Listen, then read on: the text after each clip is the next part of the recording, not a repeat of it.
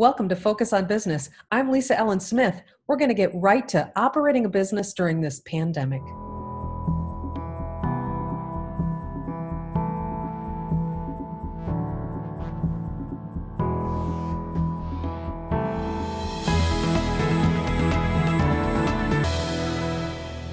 Welcome again, Rob and Brian Callie from the Small Business Association of Michigan. It's good to have you, and it's been a busy week. So let's dive right in. What is happening with small business? Rob, we're hearing a lot about this Paycheck Protection Program. Can you tell us a little bit more about that? Yes. So the Paycheck Protection Program, we've been saying to small businesses around the state, is the biggest tool for you to be paying attention to right now. This is the loan program made available through the Congress. They originally put $349 billion into it. And the essential deal is it's you calculate 1 month of average payroll, and you're eligible for 2.5 times that amount as a loan. You go to your bank to get the loan. And if you spend it on payroll, rent, and utilities, interest on mortgage payments, those are the very specific eligible things you can spend it on. If you do, it's forgiven. It turns into a grant. And this is what we think is really going to be essential for essentially the survival of a lot of companies, because it will allow them to pay their expenses. It will allow them to keep people on payroll during this crisis. It's for 8 weeks of payroll. And honestly, it's a lifeline, we believe, from Congress. So the Paycheck Protection Program is what we're talking about. The money ran out about a week ago. And so there's been a lot of attention on the Congress as to whether or not they would put more money into this program and make it available to a lot more businesses. Originally, $10.3 billion of the first allotment of it came to Michigan. And a lot of it actually went to small businesses, but there were a lot of small businesses standing in line when the money ran out. Yes, I have some friends when the money ran out. And I have to say to viewers out there, we are talking about this on Thursday night. The show's going to air on Sunday, but there's a lot of activity around the status of new money for Paycheck Protection. Is that correct? What do we think is going to happen? Yeah, so it seems pretty clear. There was a deal struck between the Trump administration, the House, and the Senate. The Senate passed the bill first. As we're taping this, the House is taking it up. Looks like a high degree of likelihood that it will make it to the president. And by the time this airs, the program should be funded again.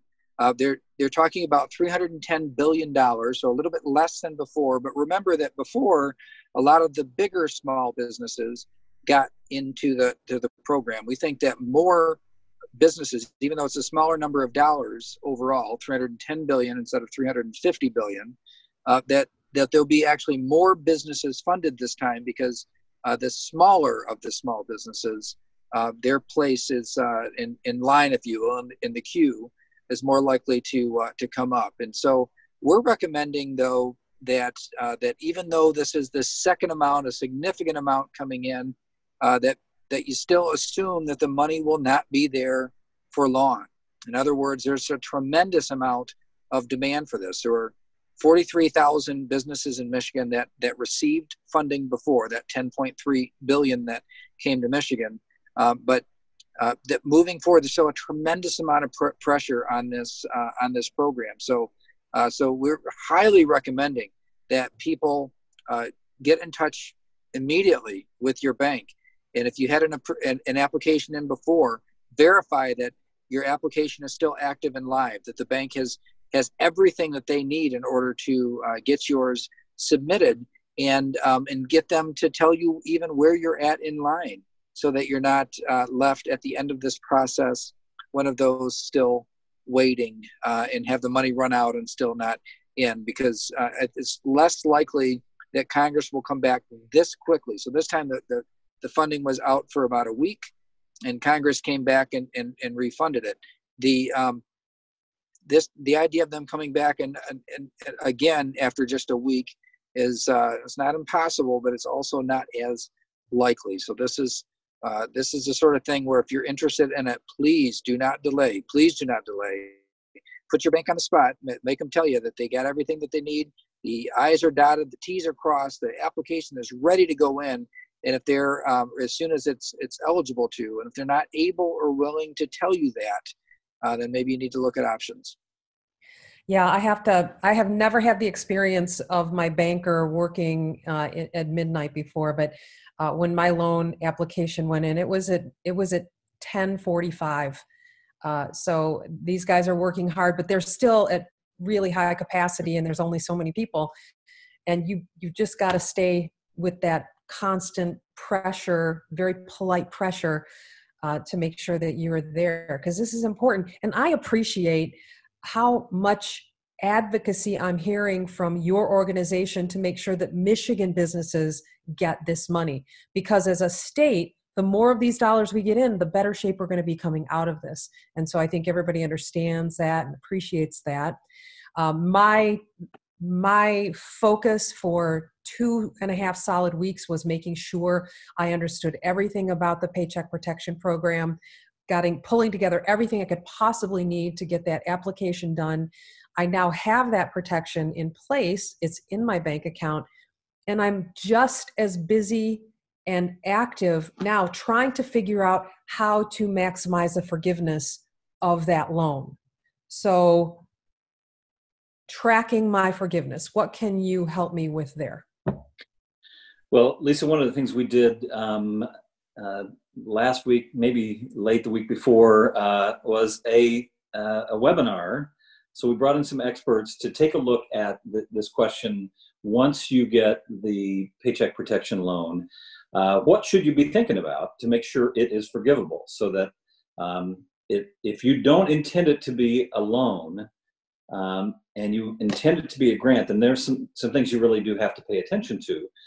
And there's some strategy questions that every business is going to have to think about. And so it literally says, bring people back onto your payroll, whether or not there is a job for them to do or customers for them to serve. It is bring them back on your payroll. And if you don't spend it on payroll, it's not going to be forgiven. So businesses have to kind of get their head around, you're asking me to bring people back or to continue to pay people, even if we don't have customers in our store or people to serve. And the answer to that is yes. Because it's either that or they'll be on unemployment. And this is really the federal government's effort to keep them on payroll and connected to their benefits and connected to the company so that we can start up again. So how you spend it is really going to matter. That webinar called Spending and Tracking Your PPP, if you're one of those employers who's already gotten it, I would advise to go to sbam.org/COVID-19, and there you can find resources both from webinars we've done, but also frequently asked questions. That was put together by the Michigan Association of CPAs, who's been a terrific partner throughout this whole thing, to ask and answer these questions about, now that I've gotten it, what do I do? Yeah, the nuances of having laid somebody off, bringing them back. What if you hired subcontractors? What if your employees are working? There's just a million questions. So you absolutely have to get some resources in place, some people to talk to, some webinars. You have to watch these things. So thank you for all of that. That is what has happened federally on Paycheck Protection. Let's talk a little bit about now on the state level. I know that you're working closely and watching closely with what's happening out of the Michigan governor's office. So Governor Whitmer was on your 3 o'clock briefing this week. Is that correct? Yeah, we had Governor Whitmer on our daily briefing at SBAM earlier this week, and we talked a lot about reopening. And as we move toward the broad, there's small changes and then big changes. We know that the big changes are still coming in the future. And what are the conditions that will be required to reopen? What are the practices that will be required. And even though we're not at a point where we have total clarity on that, we also think it's not too early for businesses to start planning, because there are certain practices that we see that are common in nearly every discussion about this topic, whether it be in the legislative process, from the governor's office, from the federal government, what's happening in other states. And those things are around when you get to the point of opening, when you get to a point where you're essentially granted permission to have non-home based operations. It's things like maintaining distancing, and 6 feet is the amount of distancing that is considered to be safe, or the safe, generally accepted safe practice. How do you do that in your office, in your production facility? How do you accomplish that type of distancing when that really probably hasn't been a concern of yours? For some businesses, that'll be easy. In other businesses, that's going to be really challenging. To the extent that you can't achieve that level of distancing because of just the nature of the work, there's also probably going to be a requirement for personal protective equipment. And this would be things like face coverings, hand sanitizer, and perhaps gowns, in some cases maybe face shields, different requirements for different types of industries. A lot of businesses have never thought about that before, but it's not too early to start thinking about, okay, how would I source, how would I be able to find that type of equipment that I've never had to purchase before, those types of supplies. I also think it's highly likely that when these requirements are open, that they're going to say that it is the responsibility of the business to provide those types of supplies for their employees. Now, that's speculation. We don't know. We haven't seen the rules come out yet, but it makes sense for businesses to start planning now, because when it goes, you want to make sure that you're ready and available to go back to work. The other thing is sanitation schedules. Now, most business places have somebody that comes in and cleans nights after work. They come in and the janitors do their thing. But sanitation schedules are going to change in the future. The idea of cleaning surfaces regularly, especially those surfaces that are commonly used or touched by multiple people. The idea of a very, very rigorous and regular sanitation or cleaning, disinfecting schedule. That's something that most businesses have not had to do in the past. And the final thing I'll say is the health screening aspect of things.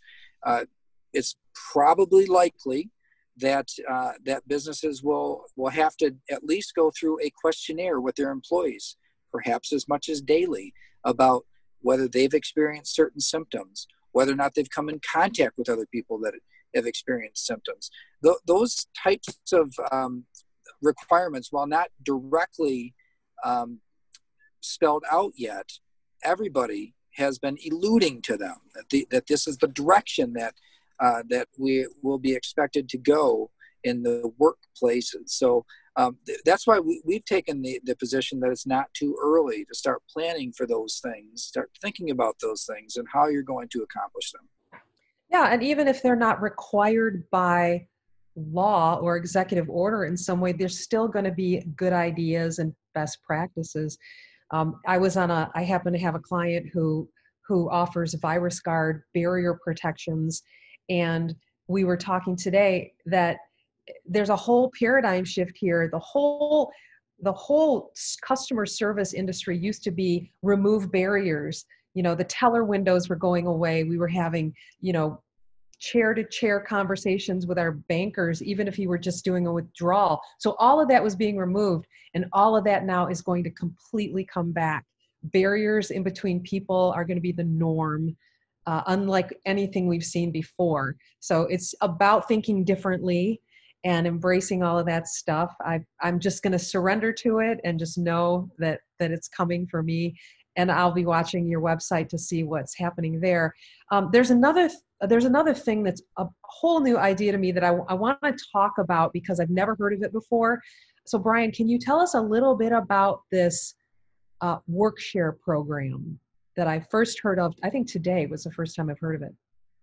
Yeah, this is a concept that hasn't been used all that often in the past. Most employers don't know about it, but but it's part of the unemployment system. So most employers, virtually all employers, would know that when you lay employees off, that most of them have access to the unemployment system. But there's a different practice which is now being expanded in terms of the overall eligibility, the conditions that you can do this, called Workshare, and that is that is the ability to have somebody part-time on your staff. Like maybe, and I think that's going to be important as we could ramp back into economic activities, that it might make sense to bring somebody back part-time but not full-time based on whatever your activities are that you're allowed to engage in. So what about that employee though? If that employee is just part-time, maybe that's not enough for them to live on. There is an opportunity under certain circumstances for employees to be both on unemployment and for them to be on part-time work at the same time. So this is just something that's not often used, but it is something that is available, and I think is probably going to be an important tool for some businesses to consider. So we have a little more time here, Rob. Are there some other things to think about, or some other resources to think about as we think about reopening the economy here?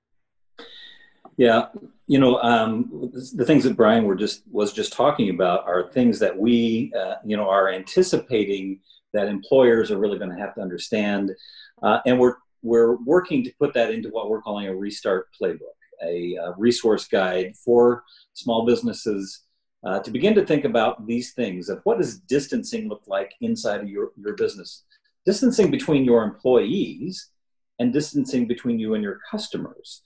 For example, if you're a company that has people who stand in line in some way or another, giving them some queuing instructions, some spacing in the way they would stand in line, as an example.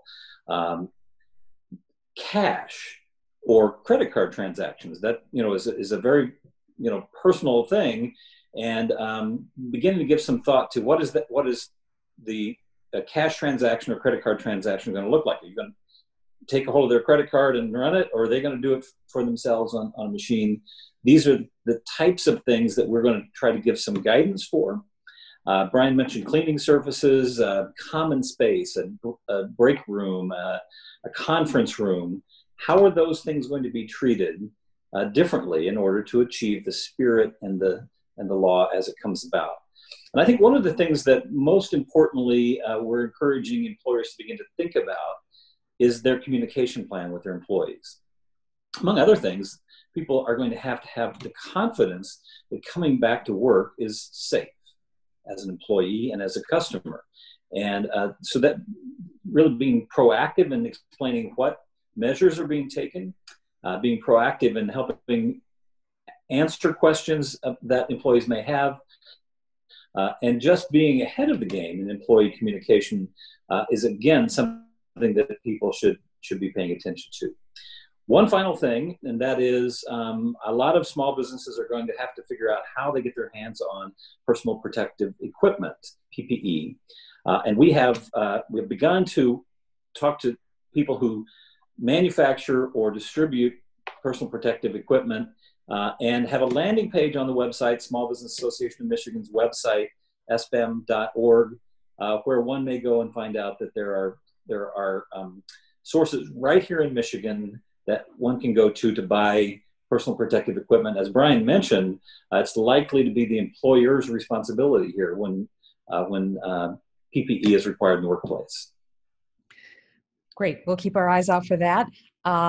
We have just enough time. I want to address very quickly the Unemployment Insurance Agency extension that came this week. Who can, from the governor's office? Yeah, there was an executive order extension on unemployment, and what that says is that, understanding that there are going to be a lot of layoffs during this time, that experience rating would not be charged back to the employer. And this is a really important thing that employers have been following. So the original treatment from the original executive order that gave that comfort to a lot of businesses, that has been extended on into the future, and so we were pretty relieved to see that come through. Great, thank you. Just wanted to address that very quickly. We'll see you next week. Thank you for being here.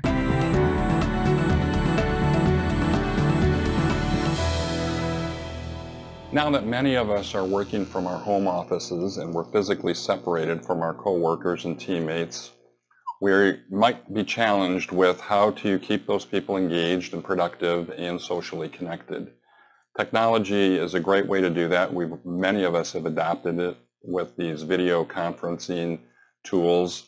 I'm going to suggest some ways, things that we're doing that might help you improve that. The bottom line is the stay-at-home order is going to be lifted, but that doesn't mean everyone's coming back to work. Some of your suppliers, your customers may not be coming back to work, so these techniques are going to live on well beyond the time that we're in this stay home, stay safe order.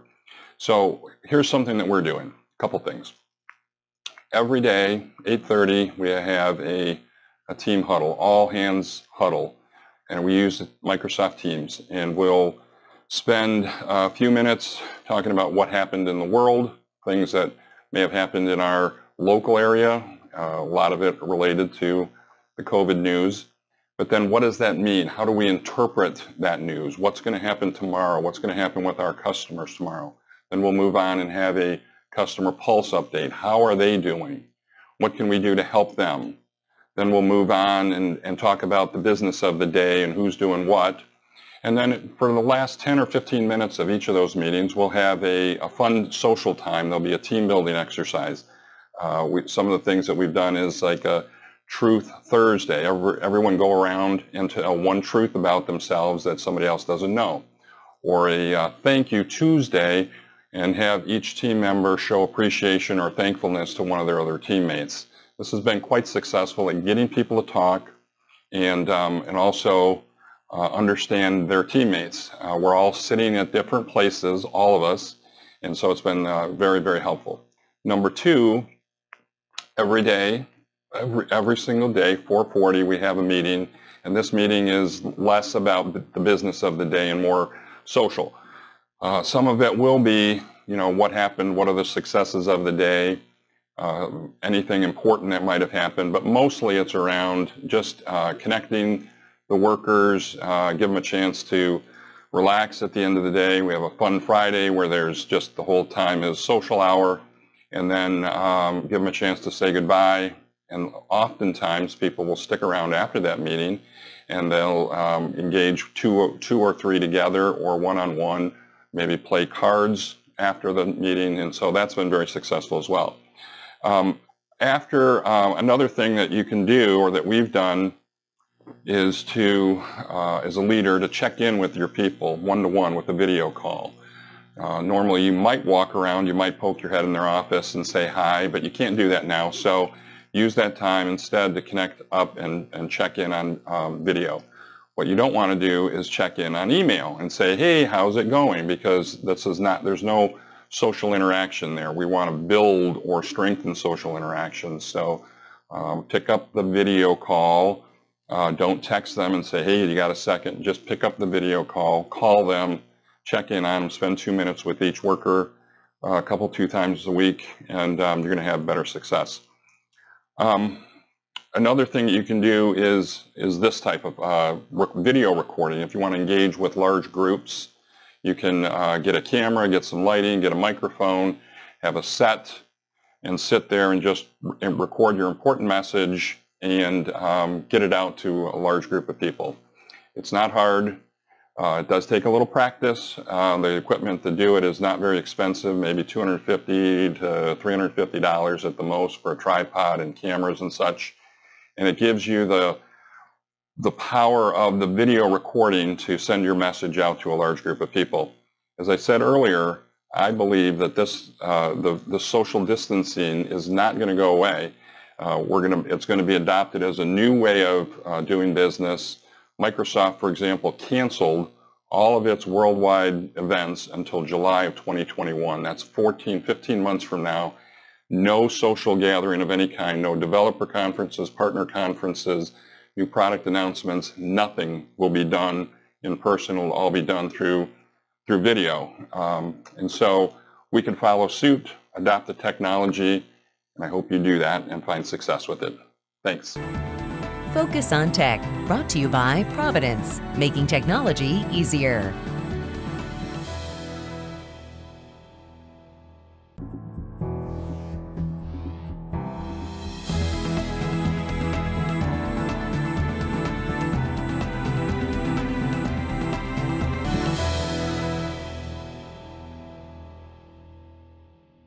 This is Denise Policella. Today on Focus on Legal, we're going to plan for the next big one. I think it's fair to say that this pandemic caught us all by surprise. And as a business owner, that meant shuttering or even creating a remote workforce literally overnight. So now's a great time to think about what we're going to do next time and what you did really well this time, what you could have done much better, and put it in a plan. First up are your employees. And I'm not just talking about which employees you had to furlough first and who you're going to bring back first, but how they handled it individually. Did some of them really hang in there? Did some of them abandon ship? Are some of your employees better suited to working remotely? And are some of them really only very productive when they're in the office? Now is a good time to think about what you could have done as an employer to ease the stress on your employees during this time and whether you need to make some permanent changes. Your vendors. Are your vendors answering your phone calls? Did they abandon you for a bigger customer? Are they hounding you for payment? How are your vendors and your suppliers weathering this storm? If they are not doing their job for you, you need to think about your relationships with them and maybe renegotiating some contracts or seeking new suppliers. Now, more important than ever is your professional staff. Your attorneys, your accountants, financial institutions, and insurance agents need to be working hard for you, and the decisions that they are helping you make as a business could literally make or break your business. So if they're not returning your phone calls, you need to find somebody competent who will. Finally, your customers. If your customer base has dried up, you really need to think hard about diversification for next time so that you can get revenue in the door and continue operating and bringing in revenue during the next shutdown. And finally, put it all in a plan so you can sleep well knowing that you're better prepared. Focus on Law, brought to you by Policella and Associates, PLLC.